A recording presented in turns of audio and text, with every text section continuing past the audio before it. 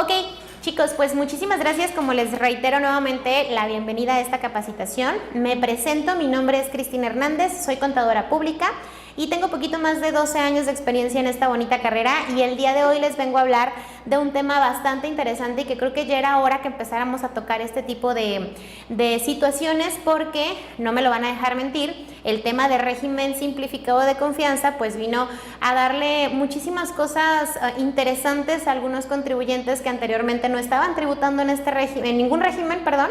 Y bueno, ahora tenían esta opción en donde veían unas tarifas súper chiquititas de impuestos sobre la renta, se les olvidaba por ahí el IVA, el tema del IEPS, pero también tenemos otra cosa bastante preocupante, que es el hecho de que cuando sales de este régimen tienes que regresarte a pagarle al SAT todo lo que le dejaste de pagar en su momento por estar bajo los beneficios del régimen simplificado de confianza, ¿sale? Entonces, el día de hoy vamos a dar una explicación sobre el régimen simplificado de confianza, y vamos a platicar también un poquito sobre el qué pasa cuando un contribuyente sale del régimen por alguna de las situaciones que nos menciona la misma ley, qué es lo que tiene que hacer.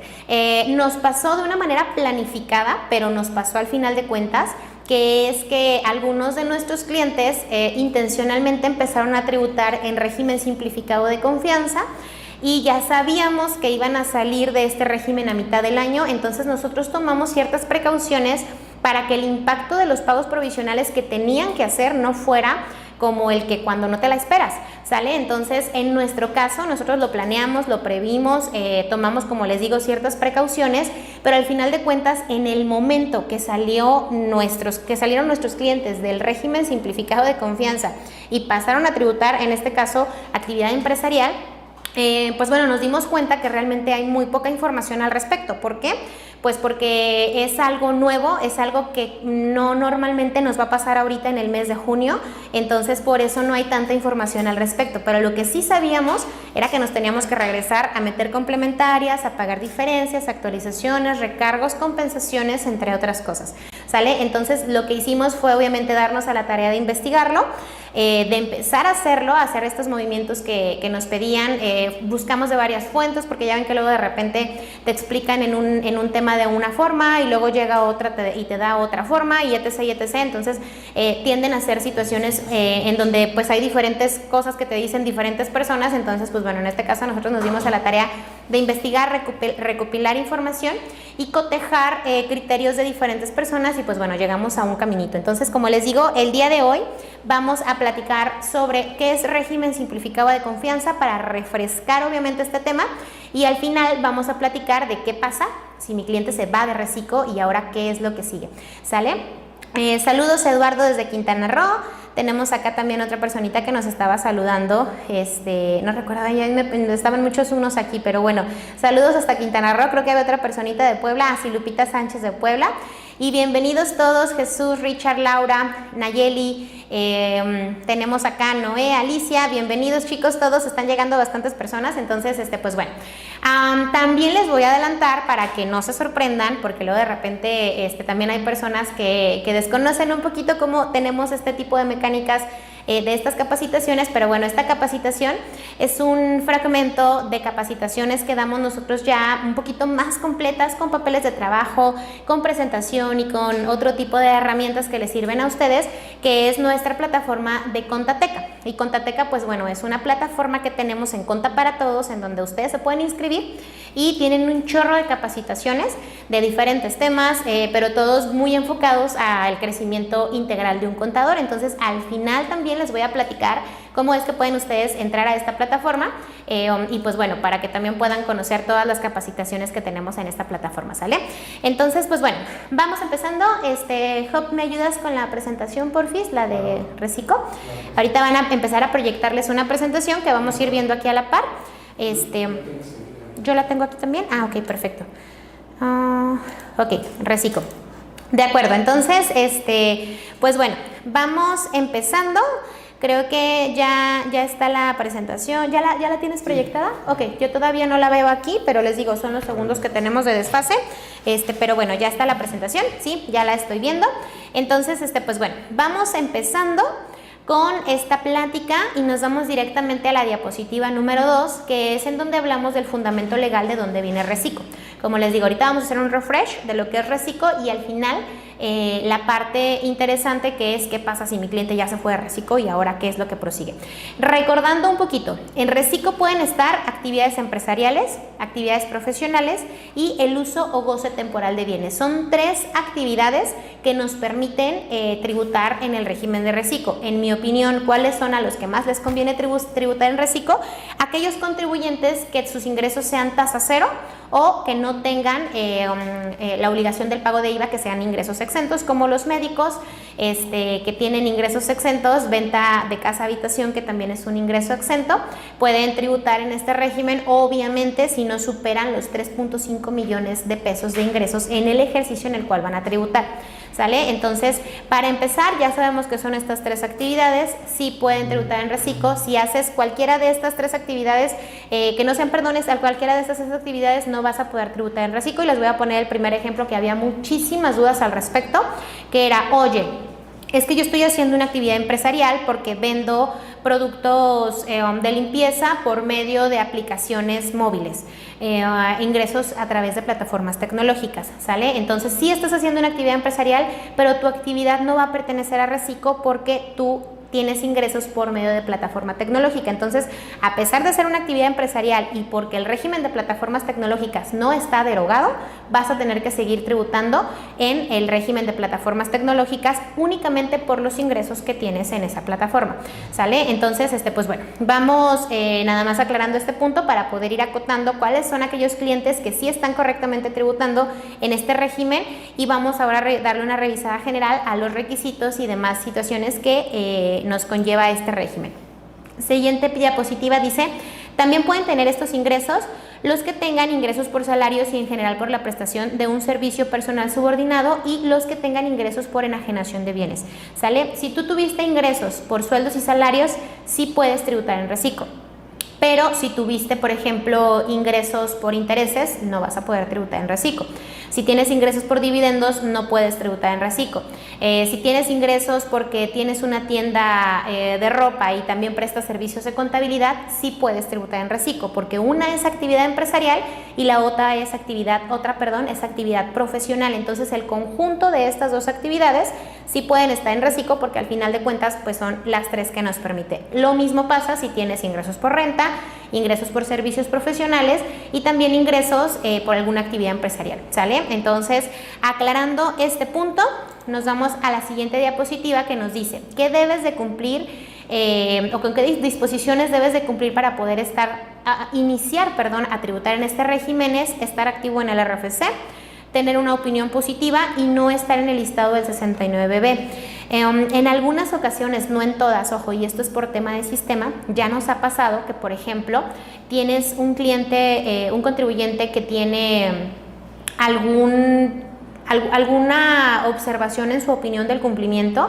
Ejemplo, no sé si les llegó a tocar en alguna ocasión que alguna persona se acercaba con ustedes y decía, oye, es que tengo aquí una multa, me aparece una multa en mi opinión y dice en el buró de crédito que tengo por ahí un adeudo con el SAT. ¿Qué tipo de adeudo? Pues es un crédito fiscal y aparece tal cual como crédito fiscal. Entonces resulta que esta persona era un asalariado que en la vida había tenido actividad empresarial. Entonces se acerca, obviamente, pues si ves crédito fiscal SAT, te acercas con un contador para que te diga qué está pasando. Entonces nosotros como contadores empezamos a analizar y decimos, pues es que obligaciones fiscales no tienes. Pero después nos empezamos a dar cuenta, y les digo porque en meses anteriores, que fue desde octubre a la fecha más o menos, nos han llegado bastantes casos parecidos en donde estas personas no necesariamente es que tuvieron un tema con Hacienda, con el SAT como tal, sino fue una multa que les hicieron en carreteras federales. Los federales o la Guardia Nacional o la autoridad competente para poder hacer este tipo de multas en carreteras federales. Entonces, como el tema federal es algo de lo cual el SAT se encarga, entonces si el SAT veía que multaban a tal contribuyente, ¿por qué? Pues porque obviamente con tu licencia te identifican. Y si de casualidad la persona que en carretera no traía licencia, pues bueno, le hacen la multa al coche. Si no es que pasa otra situación, digo, desconozco reglamentos de tránsitos, pero seguramente te va a pasar algo malo si no traes licencia y te para un federal. Entonces, si les multan por un tema de carreteras federales, les va a aparecer por ahí en la opinión del cumplimiento que le deben al SAT que tienen un crédito fiscal y también les va a aparecer en el buró de crédito. Entonces a nosotros ya nos llegó a pasar que estas personas, sin saber que tenían esta multa, bueno, a lo mejor sí lo supieron, pero no sabían que les iba a afectar en este tema, te aparece tu obligación como tu opinión, de cumplimiento como negativa. Entonces, por ende, cuando quieres hacer la modificación de obligaciones y asignarle a este cliente la actividad de reciclo, no te deja el sistema hasta que no haces, la actualización para que tu opinión aparezca como positiva. Pero hay otros casos en donde sí nos lo ha permitido, ¿sale? Entonces, esto definitivamente es, en algunas ocasiones el sistema del SAT falla de una manera y en otras otra. Entonces, aquí nada más la recomendación es que si ustedes van a asignar la obligación de reciclo, se cercioren de que la persona, pues obviamente tenga RFC, contraseña, firma electrónica y que tenga su opinión del cumplimiento de obligaciones positiva y que no esté en el listado del 69B, porque de lo contrario no puede tributar en reciclo.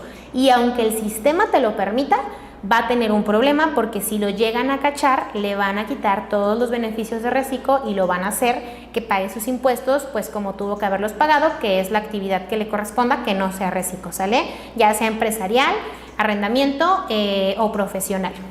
¿Hasta aquí tienen alguna duda? Noé nos dice, gracias de antemano por completar nuestra información, aunque es sencillo tiene sus complejidades. Exactamente, Noé, de hecho Recico nos ha venido a demostrar que es un tema muy sencillo pero a la vez bastante complicado, y vaya que nos va a pasar que en más de una ocasión algún contribuyente nos va a llegar con me sacaron de Recico y ahora qué sigue, ¿sale? Entonces está interesante que conozcamos un poquito más de este tema, ¿sale? Ok, chicos, pues bueno, vamos con la siguiente diapositiva, que es donde empezamos a ver las razones por las cuales te pueden sacar del régimen, ¿sale? Y una de estas razones es recibir ingresos mayores a 3.5 millones en cualquier momento del ejercicio, ¿sale? Esto es bien importante, chicos, o sea, porque hay dos, y hay mucha confusión, y también digo, esto no lo aclaré en un inicio, pero ahorita vamos a hablar de régimen simplificado de confianza de persona física, no de persona moral. La persona moral la vamos a tocar más adelante, vamos a tener una masterclass en donde vamos a hablar exclusivamente de personas morales. Ahorita estamos hablando de las físicas. ¿Y por qué hago esta aclaración específicamente en este punto? Porque aquí, como bien pueden ver en la diapositiva, nos dice recibir ingresos mayores a 3.5 millones en cualquier momento del ejercicio. En el momento que tú recibiste ingresos superiores a 3.5 millones, te vas del régimen. A diferencia de las morales, que a las morales les dicen, ok, tu tope es 35 millones. Si tú por alguna razón saliste por tema de ingresos, vas a seguir tributando en reciclo persona moral hasta que concluya el ejercicio fiscal, y hasta enero del siguiente año, o sea, enero 2022, vas a cambiar al régimen general de ley, pero vas a poder seguir tributando normal, pues bajo las condiciones de reciclo, lo que resta del año, ¿sale? Cosa que no pasa en reciclo persona física. Entonces, por eso quiero hacer esta aclaración para que no se me confundan y piensen que en una moral pasa lo mismo. Aquí es específicamente de las físicas, ¿sale? Y luego nos menciona también que es incumplir con las obligaciones del artículo 113G, ahorita lo vamos a revisar, y los supuestos previstos en el 113I, que también ahorita lo vamos a checar, ¿sale? ¿Y por qué ponemos estos dos en rojo? Porque tienen importancia particular, ¿sale? Vamos a hablar primero del artículo 113G, que es el primero que tenemos en las dos primeras razones por las cuales vas a poder salir de este régimen, y después vamos a analizar el 113I, ¿sale? Pero ahorita nos vamos con las obligaciones del régimen. ¿Qué te decía en la lámina pasada? Que si tú salías del régimen simplificado de confianza, podías salir por tres razones. La primera, los 3.5 millones, la segunda, incumplir con lo del 113G, y la tercera, incumplir con lo del 113I, ¿sale? La diferencia en estos dos últimos puntos es que si tú sales por las del 113G, no vas a poder regresar a reciclo, pero si sales por las del 113I, al revés, perdóname, si vas a salir por las del incumplir con 3 o más declaraciones en un año de calendario, si vas a salir por las del 113I, sí vas a poder, no vas a poder regresar a reciclo, pero si sales por las del 113G, sí vas a poder en algún momento regresar a reciclo, ya que se reúnan los requisitos que estamos hablando aquí, ¿sale? Y perdónenme, me hice bolas porque las tenía acá partidas en dos, no me crean lo que les acabo de decir. Ninguna de las dos te van a poder dar la opción de regresar a reciclo. Perdón, es que dije, ¿por qué las marqué en rojo?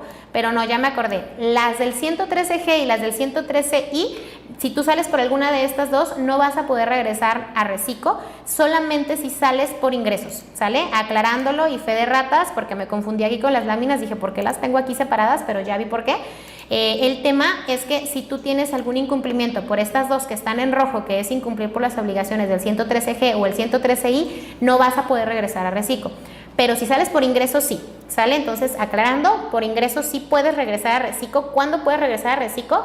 Después de que tú veas y voltees que el ejercicio inmediato anterior no tuviste ingresos superiores a los 3.5 millones, y ahorita lo voy a explicar también al final de la lámina. Entonces, en esta situación sí puedes volver a tributar en reciclo, pero en las del 113G y las del 113I no, ¿sale? Aclarando este punto, y una disculpa porque me revolví con las diapositivas.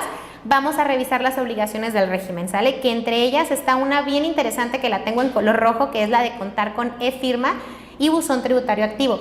¿Por qué les menciono esta y me brinco las primeras tres? Porque las primeras tres son como muy básicas, pero esta fue algo por lo cual no sé si ustedes se dieron cuenta que en días pasados la autoridad sacó una prórroga. Y me tocó muchos contribuyentes o incluso colegas que decían, pero la firma electrónica, ¿qué onda? O sea, ¿por qué? Pues porque si tú diste de alta a un contribuyente en régimen simplificado de confianza, le pudiste haber asignado la obligación con el RFC y la contraseña, ¿sale? Lo diste de alta, te metiste a modificación de obligaciones y le activaste la obligación de reciclo. Está perfecto.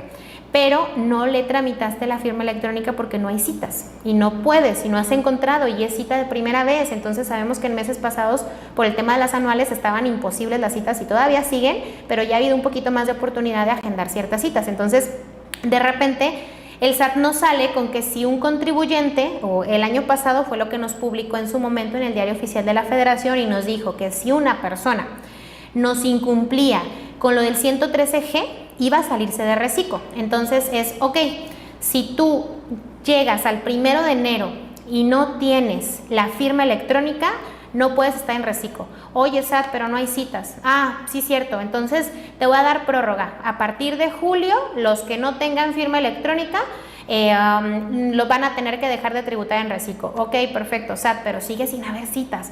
Ah, muy bien, entonces les voy a dar prórroga hasta el 1 de enero. Entonces ahorita ya nos dieron la segunda prórroga, porque la primera fue al 30 de junio y ya nos avisaron de la segunda, que va a ser el 31 de diciembre. Entonces sí, vamos a poder tener la firma electrónica o no tener la firma electrónica más bien por este ejercicio y empezar hasta el siguiente. ¿Por qué es importante mencionarlo? Porque recuerden, chicos, y no sé si a ustedes les pasó, pero hay varios contribuyentes que se dieron de alta en reciclo por tener la facilidad de darse de alta, porque acuérdense que en su momento la autoridad nos dijo, si no asignas la obligación o si no cambias, por ejemplo, si estabas en actividad empresarial y si tú querías cambiarte a reciclo, entonces tenías que mandar el aviso dentro de los primeros 30 días del mes. Si estabas en régimen de incorporación fiscal y no querías tributar en reciclo, tenías que mandar el aviso de permanencia en RIF, o si no iba a ser un cambio automático, pero no te fíes de lo automático, entonces mejor manda el aviso. Y puede ser que muchos de esos contribuyentes no tengan actividad, no estén realizando la actividad en este mes o en el siguiente mes o en el siguiente, pero sí piensen empezar a tener movimientos en este año. Entonces, por mandar el aviso de permanencia, pudiste haber activado la obligación de reciclo y no necesariamente tener la firma electrónica para empezar a facturar, por ejemplo, ¿sale? O dar de alta la obligación de un contribuyente y decir, pues ya cuando haya cita saco la firma, pero ya diste de alta la actividad de reciclo y entonces ahora te dice la misma ley que si no tienes la firma electrónica no puedes estar en reciclo. Entonces es una razón por la cual te sacan. Entonces por eso sí era muy importante la parte de esta prórroga, porque sí entiendo que van a decir muchos, oye, pero pues si no tienes firma, ¿con qué facturas? ¿Y cómo vas a tener la actividad? Pues aunque no lo crean, hay muchos contribuyentes que están ahorita teniendo su actividad y incluso ya están haciendo movimientos y demás, pero no pueden tener la firma electrónica porque no hay citas y ya están tributando en reciclo, ¿sale? Entonces, bueno, tenemos prórroga. Y es una de las razones por las cuales me van a sacar del régimen si yo no tengo la firma electrónica más tardar el 31 de diciembre de este año, gracias a miscelánea fiscal. Obviamente, pues bueno, poner tus pagos provisionales cada 17 de cada mes, presentar declaración anual, se tiene que presentar declaración anual de reciclos, sí. Tienes que estar inscrito en el RFC, obviamente. Tienes que hacer factura de tus FDIs, tienes que conservar tus gastos e inversiones. obviamente tienes que conservarlos. Una primera razón, si tu actividad es grabada para efectos de IVA, las facturas sí o sí las sigues requiriendo, ¿sale? Porque acuérdense que en Reciclo no hay estímulo de IVA, por tanto se paga el IVA así como se recibe. Y la siguiente es obtener y conservar, expedir, perdón, y entregar CFDI a los clientes por los cuales no lo soliciten, se deberá emitir una factura global. Si un cliente me pide factura, le tengo que dar factura. Si no me pide factura, tengo que facturarlo a público en general. Y pues bueno, esta es una obligación que ya la conocemos y que ya sabemos que la tienen absolutamente pues todos los contribuyentes que tengan algún tipo de actividad empresarial, profesional o arrendamiento, o algunos otros capítulos que también les genera la obligación de emitir comprobantes fiscales. ¿Sale? Realizar retenciones por salario, obviamente como Reciclo puede ser patrón, entonces si eres patrón vas a tener la obligación de expedir nómina, de timbrar la nómina, de pagar la nómina, de pagar seguro social y de hacer todo lo que otro contribuyente normal haría bajo cualquier otro régimen. La diferencia es que aquí no tenemos absolutamente ningún subsidio. Acuérdense que en RIF sí teníamos el subsidio en IMSS, aquí en Reciclo no tenemos nada. Realizar la determinación de la PTU. Si tenemos nosotros ingresos y deducciones y tenemos empleados, tenemos que tener la relación de esto, ¿sale? Porque si no la tenemos no vamos a saber cuánto es de PTU, y déjenme les digo que aunque tengas ingresos por Reciclo, tienes obligación de pagar PTU. Hay ciertas excepciones que ya las conocemos, en las cuales, bueno, si no las conocemos, tenemos en Contateca una capacitación en reparto de utilidades en donde les explicamos cuáles son aquellas empresas obligadas a pagar PTU, cómo se determina, los cambios por la nueva reforma, etc. Pero bueno, obviamente los Reciclos también están obligados a pagar reparto de utilidades si tienen empleados, ¿sabes? Entonces por eso es muy importante que tengamos la relación de ingresos y gastos, porque ya nos pasó que muchas personas en el 2022 les dijeron, ¿sabes qué? Pues va a aparecer ahí tu información precargada, entonces pues ya, despídete del contador, despídete de los problemas, despídete de todo, y pues bueno, vaya sorpresa que empiezan a ver que no está tan fácil, porque de entrada no sabían pedir comprobantes, los pedían con datos mal, entraban pero no tenían la información cargada correctamente, resulta que tenían pagos de IVA increíblemente altos porque gastaban con IVA pero no pedían factura porque el SAT les dijo que ya no tenían que hacer absolutamente nada, que todo iba a ser automático. Entonces pues bueno, aquí es donde empezó el tema de que, como aquí un compañero nos comenta, que es Noé, que sí es fácil pero no es tan fácil como lo plantean. De hecho creo que nos vino a dar una sacudida, sobre todo en materia de comprobantes fiscales, para nosotros saber que tenemos que ser más cuidadosos con este tema de los comprobantes fiscales, y esto es muy muy importante, ¿sale? Ok, obtener y conservar CFDI de gastos e inversiones, ya sabemos todo esto, expedir comprobantes, realizar retenciones, realizar determinación de PTU, etc. Si yo incumplo con cualquiera de estas obligaciones, me van a sacar del régimen. Y yo veo aquí algunos comentarios que ya tenemos sobre el tema de, oye, es que no los presenté a tiempo y demás. Ahorita vamos a tener algunas aclaraciones en materia de cómo es que la autoridad se va a dar cuenta, porque también tenemos otra laminita que es esta, la del artículo 113I, que es donde me da pues más acotaciones de en qué situaciones también la autoridad me va a sacar. Y si se fijan, la mayoría tiene que ver con el incumplimiento de las obligaciones. Entonces, aquí qué es lo importante, y esto también necesitamos tenerlo muy claro. Obviamente, si la autoridad me requiere, es cuando yo voy a tener ya ahí las incidencias y de decir, ok, pues las presenté fuera de tiempo, entonces pues la autoridad ya me las está requiriendo y ya voy a tener el incumplimiento como tal de la obligación. Entonces pues miscelánea no me está dando más tiempo para presentar aparte del 17, o me dio por ejemplo un día y no presenté a tiempo. Entonces, ¿qué pasa si ya me atrasé en 3, 4 obligaciones y la autoridad se da cuenta de eso? ¿O qué pasa si yo acá de repente tengo de que se me olvidó presentar la declaración anual? ¿Cómo es que va a funcionar este tema? Pues bueno, aquí viene también la parte del incumplimiento de las obligaciones. Primero, acotando una de las dos partes, incumplir con 3 o más declaraciones en un año de calendario consecutivas o no, ¿sale? Si la autoridad me requiere, procede, ¿sale? Es como en régimen de incorporación fiscal, porque también en régimen de incorporación fiscal me decían que si la autoridad se daba cuenta de que presentaba yo mis declaraciones fuera de tiempo, era cuando me iba a sacar del régimen, no por presentarlas de forma espontánea, porque acuérdense que hay 2 formas de cumplir con una obligación. una de forma espontánea y otra de forma extemporánea. ¿Y cuál es la diferencia entre estas dos? Que la espontánea es, híjole, perdón, me atrasé, no tenía dinero, no alcancé a pagar o presenté la declaración, se me olvidó pagar la línea de captura, ya me di cuenta, déjala pago y mañana me llega un requerimiento del SAT. En esta situación el cumplimiento de obligación se dio de forma espontánea, ¿sale? Porque sí fue fuera de tiempo, pero se cumplió con la obligación. Pero si me llega el requerimiento y el SAT me dice, me debes, y yo porque el SAT vino y me cobró, le pago, eso es un cumplimiento de forma extemporánea, ¿sale? Y de acuerdo a Código Fiscal, que es quien nos marca estos lineamientos, en el momento que la autoridad me cache 3 o más declaraciones en un año de calendario consecutivas o no, en ese momento me saca del régimen, ¿sale? Entonces, por un lado, en obligaciones del régimen tenemos que presentar nuestros pagos provisionales el 17 de cada mes. Si no cumplimos con esto, entonces nos vamos a ir a las 3 declaraciones o más y la autoridad va a poder sacarnos del régimen si ya nos hizo el requerimiento de 3 o más obligaciones en un año de calendario y nos va a sacar del régimen por incumplidos, ¿sale? La siguiente es no presentar declaración anual. Igual no te va a llegar una notificación que te diga no presentaste tu declaración anual, entonces ya te saliste del régimen. Lo que va a pasar es que te va a llegar un requerimiento y como ya te llegó el requerimiento por no presentar tu anual o los 3 requerimientos por no presentar tus declaraciones provisionales, tú sabes que te tienes que salir del régimen. La autoridad puede notificártelo o no notificártelo. No es obligación de la autoridad notificarte el cambio de régimen. Ahorita lo vamos a ver más adelante. Pero lo que sí va a pasar es que si la autoridad dice, ok, ya lo requerí por la anual porque no me la presentó, ya lo requerí por los 3 pagos provisionales, 2 situaciones diferentes.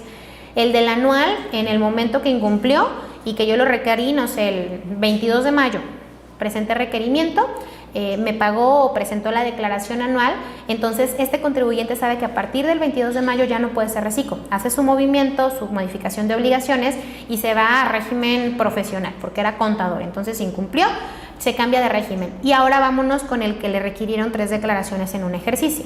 Le requirieron la primera en marzo, la segunda se la requirieron en mayo y la tercera se la requirieron en septiembre, ¿sale? Una vez que llega la tercera, este contribuyente ya no puede estar en ese régimen, pero sigue tributando en él para ver si la autoridad se da cuenta. La autoridad no le va a mandar una notificación en septiembre, que es cuando salió del régimen, lo único que va a hacer es requerirlo. Pero, por ejemplo, si se da cuenta el siguiente año en mayo, lo que va a hacer obviamente es regresarlo y decirle, tú desde septiembre tuviste que haberme pagado de acuerdo a actividad empresarial, porque era comerciante, ¿sale? Entonces, como te saliste en septiembre, ahora me vas a tener que presentar complementarias no desde septiembre, sino desde enero, ¿sale? Y entonces va a correr actualizaciones y recargos de todo el ejercicio actual y del ejercicio siguiente hasta el mes en el que lo requirió ya con el cambio de régimen o que la autoridad te haga del cambio automático, porque puede pasar cualquiera de las dos cosas. La autoridad está facultada para cambiarte tus obligaciones, incluso hasta por conceptos de facturación, ¿sale? Entonces, sí hay que ser muy conscientes con esto porque me ha tocado varias personas que llegan y dicen, oye, es que el sistema me permitió hacer el movimiento. El sistema te lo puede permitir, pero por eso nosotros tenemos que conocer los lineamientos de la ley para saber si es que va a proceder yo estar tributando en este régimen o no, porque acuérdense que este régimen tiene un ahorro bastante interesante en impuestos sobre la renta, porque las tarifas son súper chiquititas, pero también nos va a pasar lo que les voy a platicar ahorita al final, que es cómo va a pasar ese tema del cambio de régimen y puede pasar por, les digo, 2 cosas. Que yo voluntariamente diga, pues sí, está bien, ya, me voy y hago mis complementarias, o que la autoridad me lo requiera, ¿sabes? Pero al final de cuentas sí me va a salir bastante caro. Ok, vamos a revisar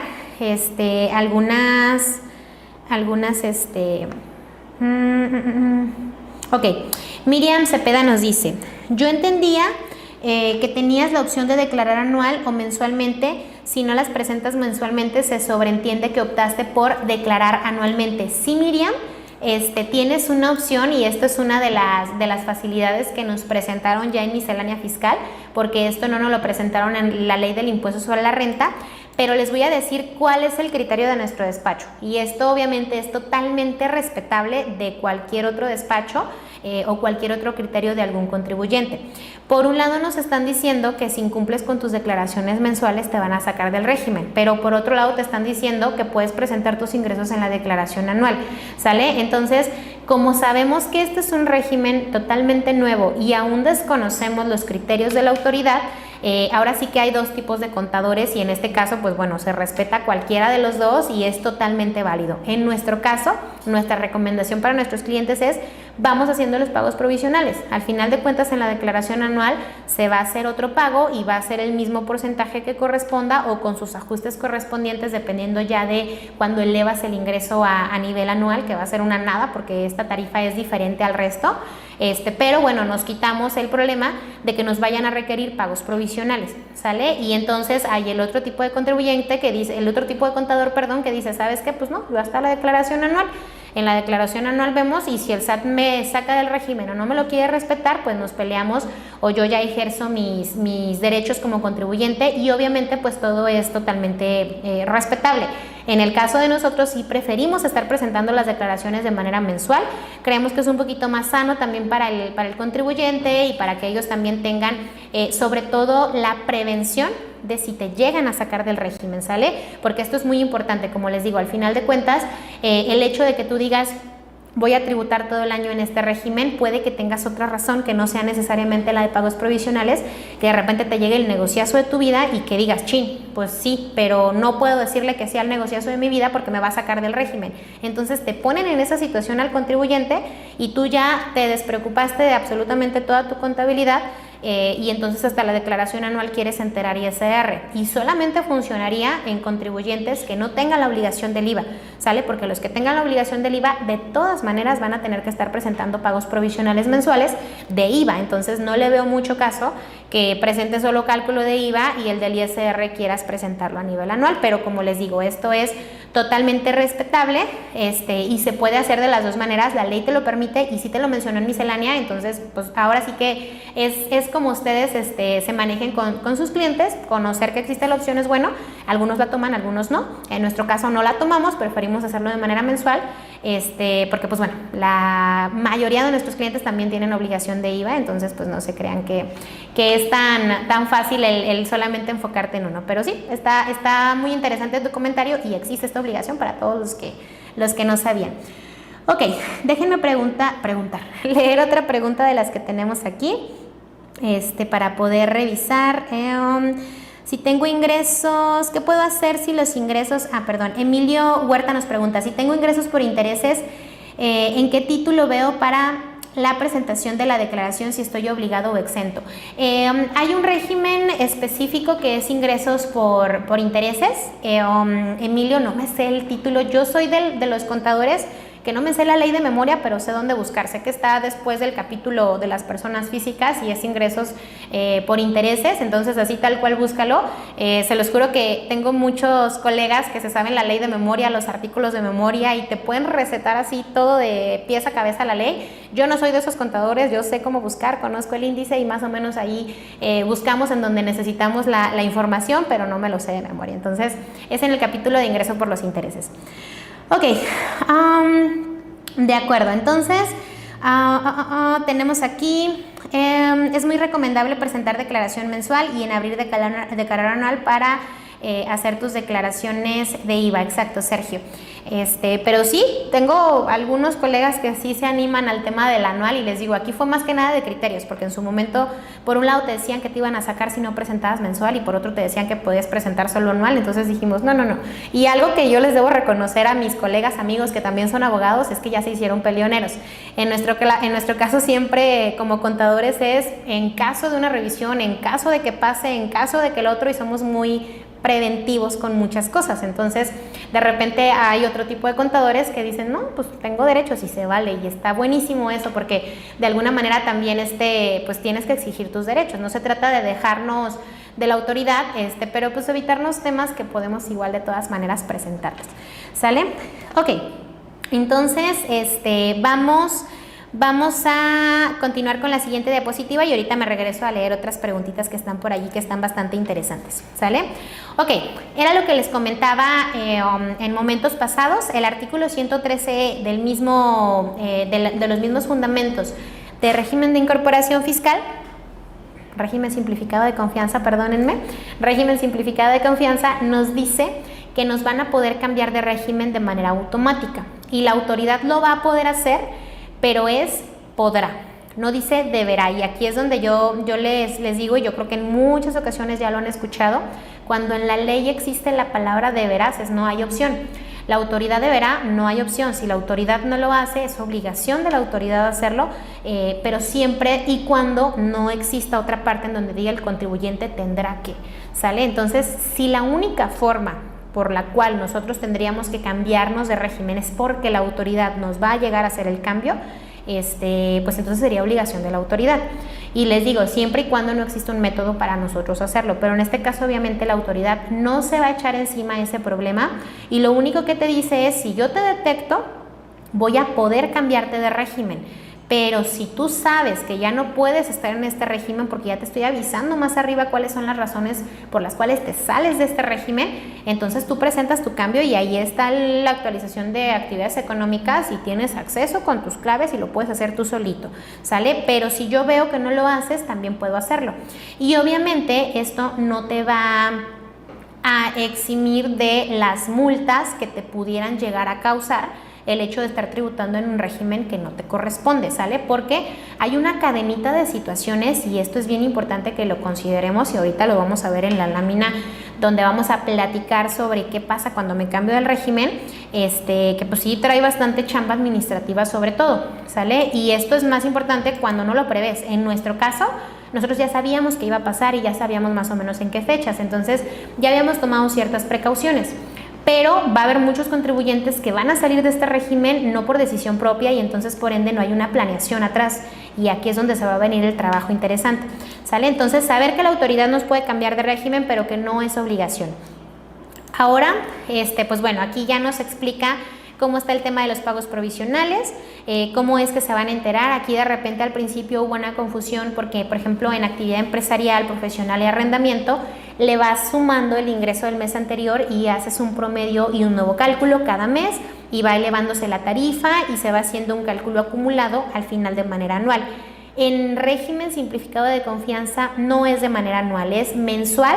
No se considera definitivo, pero sí pagamos los impuestos por el ingreso definitivo del mes, ¿sale? Entonces, ¿qué quiere decir? Que cuando yo calcule enero, solo voy a agarrar los ingresos que recibí en enero y cuando me vaya a febrero, los ingresos de enero ya no me interesan, solamente voy a voltear a ver los ingresos de febrero. Y esto pues está súper facilito, chicos, porque sabemos que la autoridad, bueno, facilito y no. Facilito porque sabemos que la autoridad nos carga automáticamente los ingresos en el llenado de la declaración y ya no nos deja mover nada. Entonces, si nosotros tuvimos un error en comprobantes fiscales, se nos olvidó emitir un comprobante fiscal, nos emitieron mal las facturas, no nos emitieron los complementos de pago y cualquier otra cosa que le estén ahí ustedes sumando en materia de errores en comprobantes fiscales digitales, vamos a tener problemas en la determinación de reciclo, ¿sale? Porque esto se los voy a repetir, creo que es la segunda vez que lo digo y a lo mejor lo voy a decir en muchas otras capacitaciones. Si se suman a Contateca me van a escuchar mucho decirlo.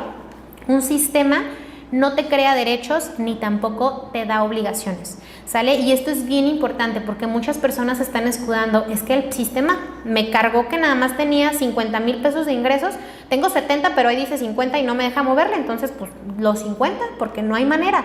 No, chicos, si allí dice 50 y tú tuviste 70, tienes dos situaciones, o no emitiste un complemento de pago o emitiste la factura como pago en parcialidades o diferido y te equivocaste y era pago en una sola exhibición, ¿sale? ¿Por qué? Porque acuérdense que el tema de los comprobantes fiscales está ligado directamente ya con nuestro flujo. Anteriormente la autoridad no sabía qué onda con el flujo, pero ahorita ya lo sabe. El PPD, el PUE y los complementos de pago son definitivamente lo más indispensable que debemos de voltear a ver en materia de comprobantes fiscales, porque ahorita es el criterio que está tomando la autoridad para determinar nuestros ingresos y para determinar nuestras deducciones. Entonces nos va a mandar invitaciones en donde nos va a decir, pues yo necesito ver por qué en comprobantes fiscales me dices esto y en declaraciones me estás metiendo esto, porque aún se puede modificar en el resto de las actividades, empresarial, profesional y arrendamiento, podemos teclear, pero en reciclo no, ¿sale? Entonces ya me ha tocado varias situaciones en las cuales se acercan los colegas y nos dicen, oye, es que no me deja modificar, pero pues es que se me olvidó emitir la factura, ya estamos a día 5 y ya no la emití, creí que eran 5 días y nada más es 1 y no la emití, ¿qué va a pasar? Aquí la realidad es que, como les digo, pues tenemos 3 opciones.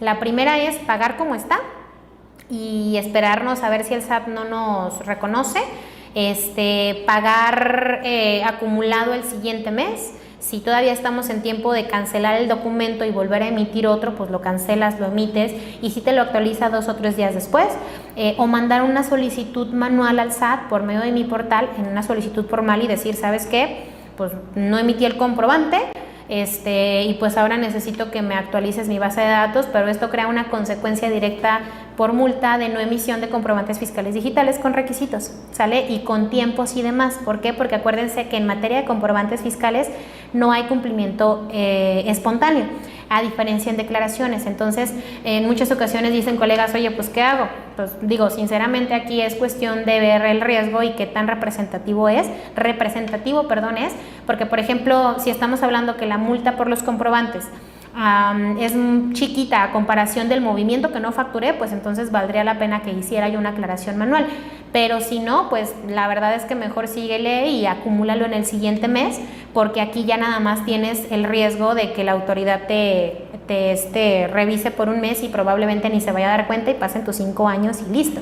Pero lo que sí es que no nos puede estar pasando cada mes, no es lo mismo que nos pase un mes en 12 meses a que nos pase cada mes, ¿sale? Entonces sí es muy importante que nosotros como contadores estemos muy capacitados en materia de comprobantes fiscales para poder transmitirle esa capacitación a nuestros clientes, porque si no va a haber este tipo de problemas y van a seguir viniéndose todos los días, ¿sale? Entonces, pues bueno, aquí en esta tarifa podemos ver lo que es los ingresos dependiendo del rango en el que están y la tarifa, pues bueno, a nivel anual se eleva prácticamente nada más los primeros meses y ya los últimos pues están hasta el tope, que es el mismo porcentaje del 1 al 2.5%, ¿sale? Ok, ahora, ¿quiénes no pueden estar en este régimen? Socios o accionistas de personas morales o partes relacionadas, por eso el tema de ingresos por dividendos no se puede, si tienes por intereses tampoco se puede. Residentes en el extranjero con uno o más establecimientos en el país solamente es para mexicanos, que cuenten con ingresos en régimen fiscal preferente, porque no puedes tener absolutamente ningún otro estímulo, incluye también tratados internacionales, que perciban ingresos de las fracciones 3, 4, 5 y 6 del artículo 94 de esta ley, que son los ingresos asimilados al salario. Y, bueno, así aquí haciendo una aclaración, ingresos por sueldos y salarios sí, pero ingresos asimilados al salario no, y son dos cosas totalmente diferentes. Ahora, hay una retención y esta retención también es un temita al momento de nosotros cambiar de régimen, ¿sale? Porque tiene su respectivo tratamiento. El artículo 113J de las personas morales deberán retener el 1.25% sobre el monto de la contraprestación otorgada del contribuyente de este régimen sin incluir el IVA y pagarla a más tardar el 17 del mes siguiente. Hubo un montón de confusión en materia de, oye, es que yo rento, ¿qué onda con la retención de IVA? ¿Me va a mover? ¿No me va a mover? Esto, y hasta la fecha sigue habiendo duda. La única retención que cambia es la de ISR. En lugar del 10% es el 1.25%, pero la de IVA sigue exactamente igual. Si tú prestabas rentas a personas morales y tú prestabas servicios profesionales a personas morales, ya estás acostumbrado a las retenciones. Lo único que va a pasar es que en ISR la retención es más chiquita, pero en IVA sigue siendo la misma. A los que sí les agarro por sorpresa es todos los de actividad empresarial, porque los de actividad empresarial no estaban acostumbrados a retenciones, ¿sale? Ellos nunca les habían retenido, cuando les prestaban servicios o les vendían cosas a morales. Ahora en este caso pues es la novedad. Y solamente es en ISR, en IVA no existe obligación de retención para actividades empresariales. Las otras dos permanecen, pero en empresariales no, ¿sale? Ok, voy a regresar a revisar algunas de las preguntitas para ya irnos con la lámina en donde vamos a platicar lo que se tiene que hacer con este cambio. Ok, Lady, nos dice, pregunta, no tengo e-firma, pero tengo venta al público en general, no facturo a los clientes, nada más facturo mis compras y he estado haciendo las declaraciones mensuales con las facturas de egreso. No, Lady, sí, digo, de entrada ahorita pues tú estás en dos situaciones interesantes. La primera, tienes prórroga, no sales del régimen, pero la segunda, no estás cumpliendo con la emisión de comprobantes fiscales, ¿sale? Entonces, esto amerita multa. Para los que no saben, en materia de comprobantes fiscales, la no emisión de comprobantes es 15,000 pesos la primera vez, y no es que la segunda vez te vayan a decir 50,000 o 35,000 o 60,000, no, la primera es de aproximadamente 15,000 pesos y la segunda ocasión, que es una reincidencia, es de aproximadamente 88,000 pesos, ¿sale? Entonces, esto puede ser que el criterio de la persona que vaya y te revise diga, ok, pues la primera ocasión te multo por 15,000, o sabes que no, tu falta es muy grave y te voy a multar de una vez con los 90 y tantos, ¿sale? Entonces sí es importante que regularices tu situación lo antes posible. Como les digo, aquí tenemos un problema porque también nosotros le decimos a los contribuyentes, pues ¿cómo cumplimos si no hay citas? Entonces pues tú puedes tener esta situación. Yo te recomiendo que te acerques a Prodecon, porque Prodecon sí nos está ayudando con el tema de la generación de las citas. ¿Sabes qué, SAT? Necesito cumplir con mis obligaciones, pero no tengo las herramientas, entonces pues o me las das o no me multas. Entonces por lo menos ya hay un antecedente de que te estás acercando para poder tú cumplir con esas obligaciones, ¿sale? Ok. Centro, tengo una de tema de agricultura. Ahorita vamos a revisar esto porque sí, aquí tenemos de hecho por ahí una capacitación pendiente en Agapes, que me falta platicar ahí un poquito con el expositor para reagendar fechas. Jessica nos dice, si no quiero seguir en Recico, ¿sí me aceptan la modificación este mes? Sin problema, Jessica, solamente voltea hacia atrás cómo es que pagaste tus impuestos, porque vas a tener que hacer lo que vamos a ver en la siguiente lámina, ¿sale?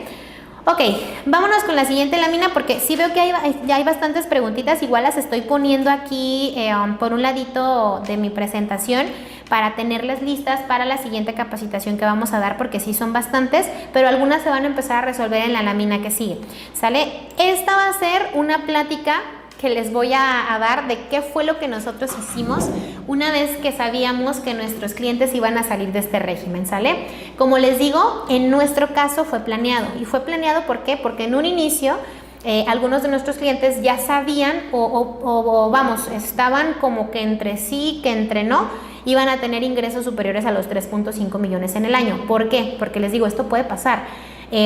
Algunas personas estaban esperando proyectos, otras personas estaban haciendo movimientos de decir, sabes qué, es que como que tengo esta negociación con este cliente, entonces qué tal si no se cierra, y si no se cierra, y yo perdí de estar en el régimen, pero si se cierra le voy a decir que no porque me va a sacar del régimen. Entonces, ¿qué hacemos?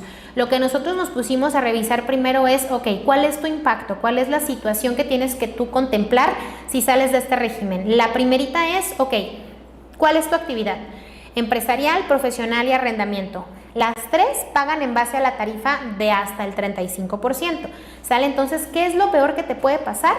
Que los ingresos que tú estás pagando a la tarifa del 1% a máximo el 2.5% se tengan que meter en complementarias para ahora calcularlas en base a la tarifa normal, que es tu ingreso cobrado, porque aquí el flujo es el mismo, que es tu ingreso cobrado, pero la diferencia es que en lugar de aplicarle el 1% o el 2.5% al ingreso cobrado, le vas a tener que restar deducciones autorizadas y sobre la base aplicar la tarifa. Entonces, ¿qué fue lo que hicimos nosotros? Y esto se los recomiendo que lo hagan con sus clientes Recico que tengan por allí incumplimientos o que estén ya muy cercanos a salir de la tarifa, del tope de ingresos, para que sepan de cuánto va a ser el impacto, ¿sale? Entonces, algo tan sencillo como, ok, este mes te toca pagar tanto de Recico, pero si este mes lo tenemos que calcular en base a ingresos y deducciones, este es tu impuesto total.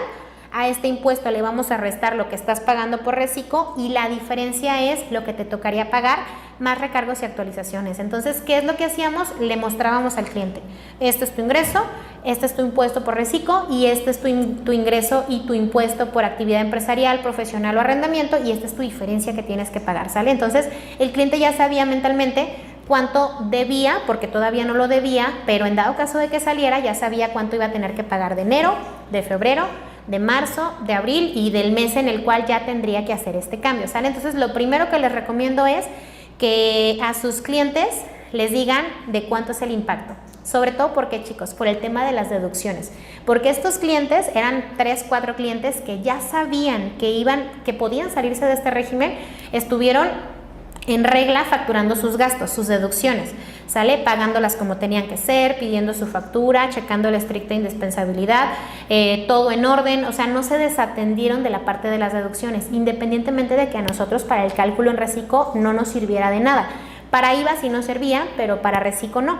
Pero sí teníamos nuestras deducciones muy religiosamente contabilizadas y casi ya la determinación en el otro régimen. Entonces, este cliente sí estaba pagando su ingreso y su deducción en base a la utilidad real, a diferencia de aquellos clientes que ya se desatendieron de deducciones porque a lo mejor tienen ingresos tasa cero o tienen ingresos exentos y ya se les olvidó que hay deducciones, ya no piden factura o piden cuando se acuerdan, entonces están como en un inicio cuando empezaron a tributar en el SAT, que no sabían ni qué onda con los gastos, ¿sale? Entonces la diferencia es que acá este cliente sí estaba pagando su tarifa posible si salía en base a su utilidad real, ¿sale? Entonces, pues bueno, esta fue la primera parte, el concientizar a nuestro cliente cuánto era lo que debía.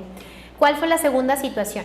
Nosotros nos dimos cuenta obviamente en el segundo 1 que el cliente salió de los 3.5 porque llevábamos un tabulador. Entonces en el momento que ya vimos de cuánto iba a ser su ingreso de la siguiente semana, lo que hicimos fue, ok, ¿sabes qué? A partir del día que tú emitas esta factura, pum, ya, te sales de Recico y entonces empezamos a hacer todo el merequetengue de regresarnos desde enero y hacer todas las modificaciones. Entonces una vez que ya supimos el día que se iba a salir de Recico, 2, 3 personas, dijimos, vamos entonces ahora viendo qué es lo que se tiene que hacer, porque la siguiente semana va a facturar, no sé, 70,000 pesos y ya, salimos de Recico. Les voy a poner una fecha, 22 de mayo, ¿sale? Entonces el 22 de mayo nuestro cliente ya salía de Recico. Mayo ya lo tenía que enterar como actividad empresarial, ¿sale? Pero de mayo para atrás él había pagado como Recico. Entonces, ¿qué es lo que tienes que hacer antes de hacer el pago de mayo? Irte desde enero.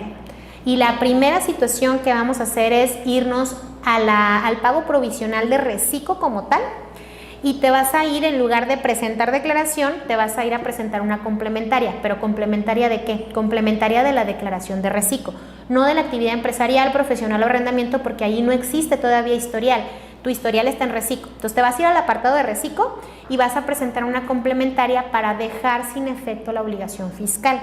Una vez que dejas sin efecto la obligación fiscal, entonces cuando te metes a dar el clic en la parte de presentar declaración complementaria para dejar sin efectos las obligaciones, lo que va a pasar en tu acuse, es que te va a aparecer como saldo a favor el impuesto que ya habías pagado tú en Recico, ¿sale? Ese impuesto que pagaste te aparece como saldo a favor. Entonces tú tienes un acuse de complementaria que dejó sin efecto el régimen simplificado de confianza Recico, y tienes un saldo a favor que pagaste, que en este caso se convierte en un pago de lo indebido.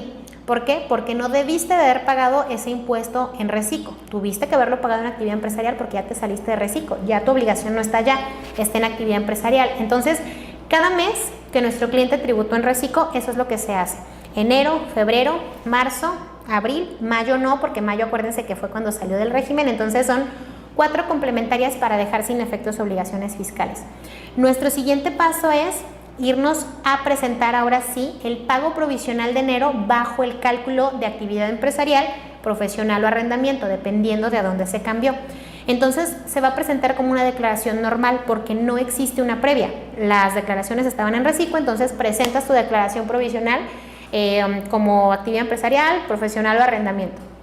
La vas a llenar y vas a determinar tu impuesto. Una vez que determinas tu impuesto, va a haber un apartado que dice compensaciones. En ese apartado de compensaciones te vas a compensar el impuesto que pagaste por Recico, ¿sale? Vas a anotar allí todos los datos de la complementaria que te arrojó el de dejar sin efectos la obligación fiscal, porque ese es el acuse que te está dando el saldo a favor o el pago de lo indebido, entonces ese es el que te vas a poder compensar, ¿sale? Pero recuerden, si ustedes ponen en su mente el llenado de la declaración, te determina un impuesto y luego tú pones una retención que te hicieron, la del 1.25%. Y cuando pones la retención del impuesto que determinaste, te resta la retención y te da un impuesto más chiquito a pagar, ¿sale? Entonces, ejemplo, si tu impuesto era de 100 pesos y tuviste 20 pesos de retenciones, Tú le pones los 20 pesos y a pagar solo te dan 80. Entonces dices, oye, pero me retuvieron y yo solo pagué 80 y el acuse me dice que 80. ¿Qué pasa con esos 20? Esos 20 se van a ir en retenciones, ¿sale? Entonces tú presentas tu llenado, pones el apartado de compensación, te va a restar únicamente lo que pagaste y más abajito viene retenciones efectuadas en el periodo y allí vas a poner esos 20 pesos. Entonces al final terminas restando lo que pagaste y restando la retención. Y oye, pero era de reciclo, no importa, es retención de ISR, entonces se puede disminuir. Y ese va a ser tu nuevo pago. Vas a hacer eso con enero, con febrero, con marzo, con abril y mayo, normalito, ¿sale? Eso es en materia de cumplimiento de obligaciones fiscales. Y ahora sí agárrense porque esto es lo más interesante. Acuérdense que el tema del régimen fiscal se convirtió en un tema obligatorio para efectos del ejercicio 2022, ¿sale? Entonces, ¿qué es lo que pasa con esos comprobantes fiscales que yo emití bajo un régimen que no me corresponde? Lo que nos está diciendo la autoridad a nosotros, y ya que nos pusimos en contacto con ellos y presentamos varias solicitudes de información, es: tienes que regresarte a cancelar todos tus comprobantes que emitiste bajo el régimen simplificado de confianza y emitirlos nuevamente bajo el régimen en el cual estás tributando actualmente. Oye, es que es una locura, ¿cómo voy a regresar? Eso es lo que la autoridad nos está diciendo, ¿sale? Entonces sí hay que tenerlo muy presentes, chicos, porque les digo, a nosotros en la situación que a nosotros nos pasó, eran clientes y déjenme, o sea, de verdad era algo muy sencillo y qué bueno que nos pasó así porque ya sabemos más o menos cómo es el procedimiento. Eran clientes que emitían 1 o 2 facturas al mes, que sabían que tenían ya una posible salida de este régimen, por tanto tomamos todas las precauciones, ellos ya estaban conscientes de cuánto eran las diferencias a pagar. Entonces sí es importante que nuestro cliente sepa, porque como les digo, ellos se están olvidando de las deducciones, piensan que con el pago que ya hicieron en su momento del 1% sobre sus ingresos cumplieron con sus obligaciones fiscales, y entonces imagínense que les digan, oye, es que debes bajo la tarifa del 35 porque nunca facturaste nada y ahora no tienes deducciones y todo lo que tuviste de ingreso pues se va al 35. Vamos a tener problemas bastante complicados. Entonces sí, el régimen simplificado de confianza es simplificado porque te determina el impuesto con lo que facturaste en su momento, pero es complicado porque en el momento que nos salimos empezamos a tener este tipo de situaciones que, como les digo, son nuevas. No sé si a ustedes, y esto estaría muy bien que nos dijeran aquí en el chat, si a alguno de ustedes ya les ha pasado que sacaron a alguno de los contribuyentes del reciclo y ya han hecho este procedimiento y cómo les ha ido con este cambio. Como les digo, a nosotros nos pasó por planeación, pero muchos no les va a pasar así, ¿sale? Entonces estamos en julio. En julio ya tuvimos esta situación, bueno, de hecho fue hace mes y medio. Entonces, pues bueno, es muy importante que lo consideremos y que sepamos el volumen de chamba administrativa que representa y, lo más importante, el tema monetario, ¿sale? Entonces sí hay que concientizar a nuestros clientes, hay que saber si nosotros tenemos alguna posible situación de salida de este régimen, que yo creo que la más frecuente va a ser por tema de ingresos. Entonces, para aquellos que decían, ay, pues sí, 3.5, creo que no lo supero, y pues si los llego a superar, pues ya por lo menos me ahorré varios meses del 1%. No se ahorraron, porque si lo superan antes de que acabe el ejercicio, van a tener esta situación, ¿sale? Entonces, déjenme regresarme a ver aquí algunos comentarios que están llegando ahorita. Eso de cancelar los FDIs, ¿qué pasa si el SAT no deja cancelarlos hasta que el cliente acepte la cancelación? Eso nos pasó, ¿sale? Hubo un cliente en particular al cual le tuvimos que mandar las solicitudes de cancelación. Obviamente antes de mandar la solicitud tuvimos que avisarle para decirle la situación y el por qué estábamos haciendo eso. Obviamente el tipo de cancelación y la emisión del nuevo CFDI es por sustitución de CFDIs previos, lo permite operativamente. Los CFDIs se puede, entonces se pueden emitir los nuevos CFDIs con esa nueva situación, y decir, ¿sabes qué? Pues es una sustitución de CFDI previo, se relaciona el CFDI y a los clientes no les afecta en lo absoluto en su contabilización porque solamente es una sustitución, pero sí hay que avisarles porque precisamente esto nos estamos tomando de problemas. Ok, si se sale de reciclo también tendrá que hacer DIOT de los meses en los que tributó en ese régimen o solo en el mes que cambió al nuevo régimen. Una vez que llegas a los 4 millones, empiezas a tener la obligación de la DIOT. Si tú te quedaste en 3.800.000, en 3.900.000, no pasa nada, ¿sale? Pero si llegas a los 4 millones, ya generas la obligación de la DIOT, y no es porque sales de reciclo, sino porque ya la facilidad ya no estás apegada a los inferiores de 4 millones, ¿sale? ¿Puedo tomar la decisión de salirme de reciclo sin que la autoridad me saque porque no me conviene? Sí, Jocelyn, 100% puedes tomar la decisión de salirte, obviamente contemplando los antecedentes que ya les acabo de mencionar. ¿Qué pasa si yo empecé a tributar en reciclo hasta febrero? No pasa nada, Janet, en enero todavía no tenías la obligación, entonces no tendrías que hacer nada por enero y tú empezarías en febrero en dado caso de que llegaras a tener esa situación. No está funcionando el sistema de cancelación con la causa 01 con relación. No, vamos a utilizar la 02. La 01 también esa es otra cosa que la autoridad no dice nada, pero tiene un problema con el 01 porque nos duplica la información. Entonces la causa que tienen que, más bien la clave que tienen que utilizar es la 02. ¿Sale? Ok, hay una pregunta que tengo aquí que se está repitiendo, el tema de agape. Dice, si anteriormente era agape y comencé a tributar en reciclo, pero excedí el monto exento y opté por actividad empresarial por la reducción del impuesto, pero no llego a los 3.5 millones de pesos. Excedí el monto exento y opté por actividad empresarial con la reducción. Creo que falta una parte de tu comentario, Fabiola, perdóname, Cristi, para poderlo complementar, porque creo que hace falta una partecita. Pero ¿qué pasa con la retención de ISR al refacturar? Claro que afecta, sí, por supuesto. En la refacturación tienes que volver a poner la retención del 1.25, porque la retención se realizó, por ende se tiene que hacer. El cliente no te va a regresar ese dinero y no te lo va a regresar más porque tú en tus pagos provisionales estás poniendo esa retención. Entonces la retención se queda, pero se emite por el nuevo régimen, el nuevo CFDI, ¿sale? ¿Puedo regresar el siguiente? Ok, ya, Cristi, ya tu continuación de la duda. Pero no llego a los 3.5 millones, ¿puedo regresar el siguiente ejercicio de reciclo? Sí, Cristi, sí puedes regresar.